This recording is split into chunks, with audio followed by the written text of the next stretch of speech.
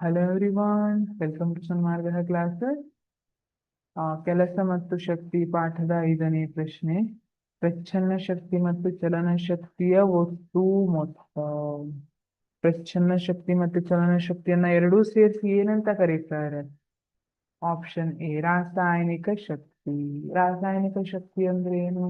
ಯಾವುದೇ ಒಂದು ರಾಸಾಯನಿಕ ವಸ್ತುವಿನಲ್ಲಿರುವಂತಹ ಪರಮಾಣು ಮತ್ತು ಅಣುಗಳಿಂದ ಉಂಟಾಗುವಂತಹ ಶಕ್ತಿ ರಾಸಾಯನಿಕ ಶಕ್ತಿ.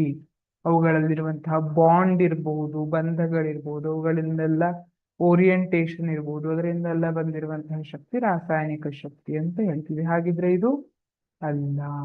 ಆಪ್ಷನ್ ಬಿ ಯಾಂತ್ರಿಕ ಶಕ್ತಿ. ಹೌದು, ಪ್ರಚ್ಛನ್ನ ಶಕ್ತಿ ಮತ್ತು ಚಲನ ಶಕ್ತಿಯ ಒಟ್ಟು ಮೊತ್ತ ಯಾಂತ್ರಿಕ ಶಕ್ತಿ ಎನಿಸಿಕೊಳ್ಳುತ್ತದೆ. ಆಪ್ಷನ್ ಸಿ ಉಷ್ಣ ಶಕ್ತಿ. ಉಷ್ಣ ಶಕ್ತಿ ತಪ್ಪು ಅಲ್ವಾ? ಉಷ್ಣ ಶಕ್ತಿ ಅನ್ನುವಂಥದ್ದು ಪ್ರಚ್ಛನ್ನ ಶಕ್ತಿ ಮತ್ತು ಚಲನ ಶಕ್ತಿಯ ಒಟ್ಟು ಮೊತ್ತ ಅಂತ ಅನ್ಸ್ಕೊಳ್ಳೋದಿಲ್ಲ. ಆಪ್ಷನ್ ಡಿ ನ್ಯೂಕ್ಲಿಯರ್ ಶಕ್ತಿ. ನ್ಯೂಕ್ಲಿಯರ್ ಶಕ್ತಿ ಕೂಡ ತಪ್ಪು. ನ್ಯೂಕ್ಲಿಯರ್ ಶಕ್ತಿ ಏನಿದೆ, ಇದು ನ್ಯೂಕ್ಲಿಯಸ್ನ ವಿದಳನದಿಂದ ಅಥವಾ ಸಮ್ಮಿಳನದಿಂದ ಬಿಡುಗಡೆಯಾಗುವಂತಹ ಶಕ್ತಿ. ಇದರಿಂದ ವಿದ್ಯುತ್ತನ್ನೆಲ್ಲ ಉತ್ಪಾದಿಸ್ತಾರೆ. ನೀವು ಕೈಗಾವನ್ನ ಕೇಳಿರಬಹುದು.